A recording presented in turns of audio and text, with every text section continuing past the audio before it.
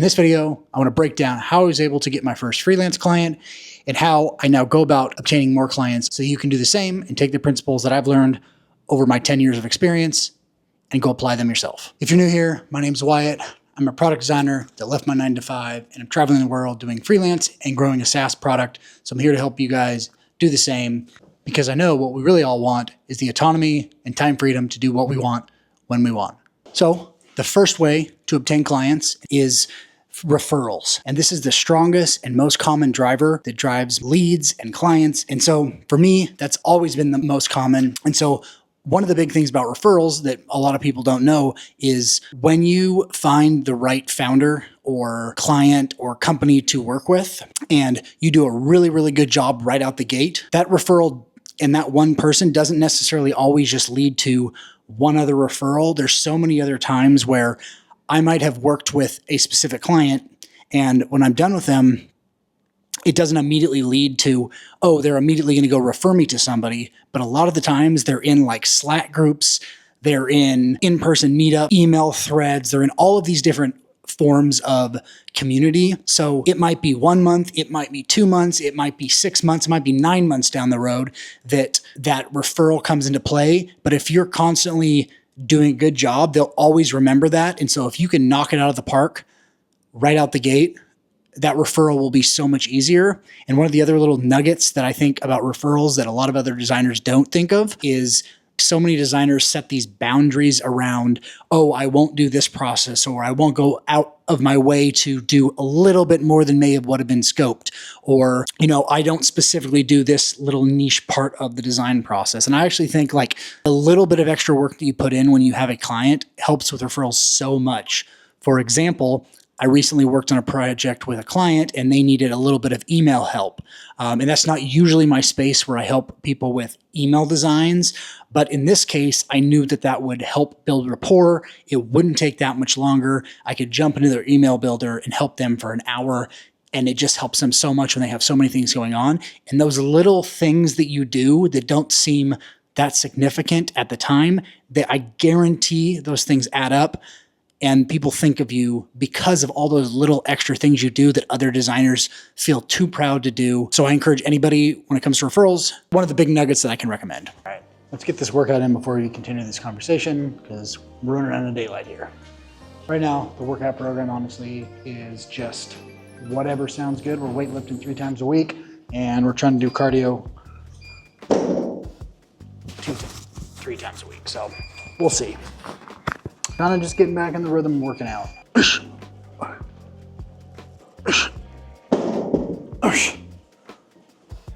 See if these things don't fuck up my shoulders.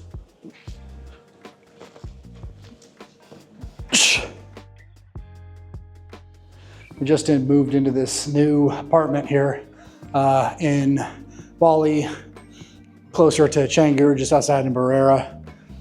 Pretty good gym vibe in here. Definitely an upgrade from the last place, quite the vibe.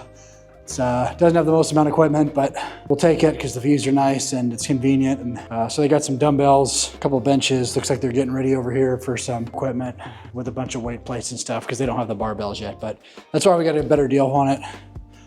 But overall, it'll at least help when those times are I don't feel like going to the gym. So we'll make do, we'll get this workout. Let's get back to it.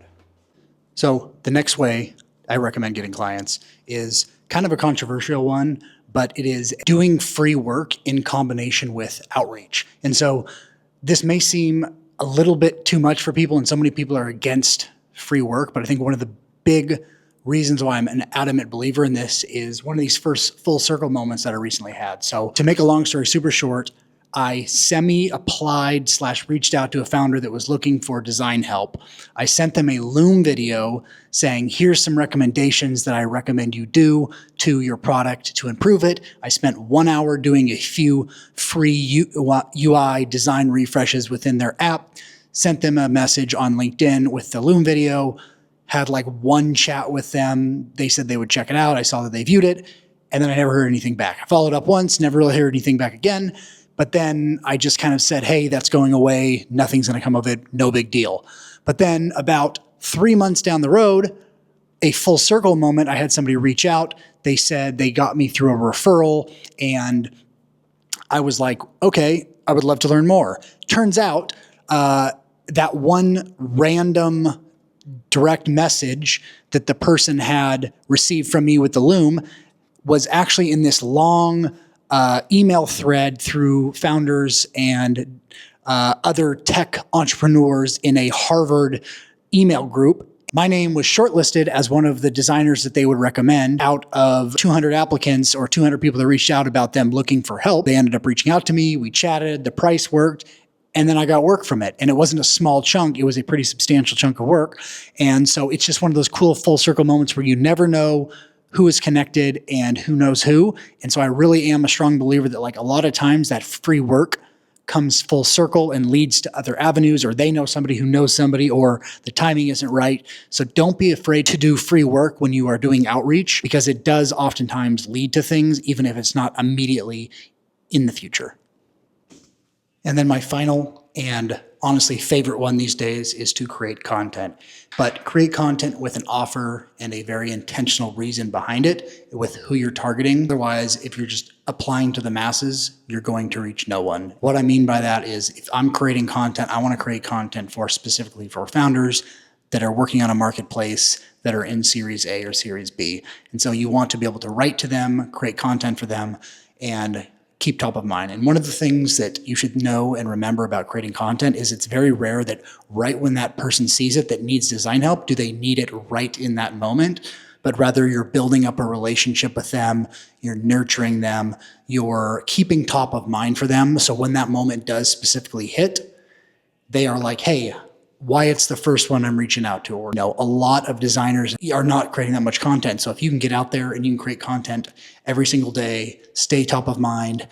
There's been many times where I've had people reach out that I've had work come from, and they say, hey, I've been following you on LinkedIn for a while. I love your content. I'm now ready to pull the trigger and move forward and go from there. And so like, it's not always going to be immediate returns, but I would say like create content, show off your work, show who you are, show your personality. People relate to people.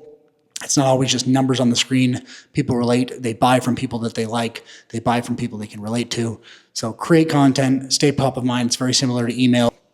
Those would be my top 3 tips on how to get freelance clients and how to start when it comes to 2025 in the freelance world. Hope you found this video helpful. Please like and subscribe, hit that thumbs up button, and we'll see you next time. And one more little nugget, you should reach out to everybody that you worked with in the past in your contact list and ask if they have any work or they know anyone looking, because you never know. They just might need to be reminded that you're there.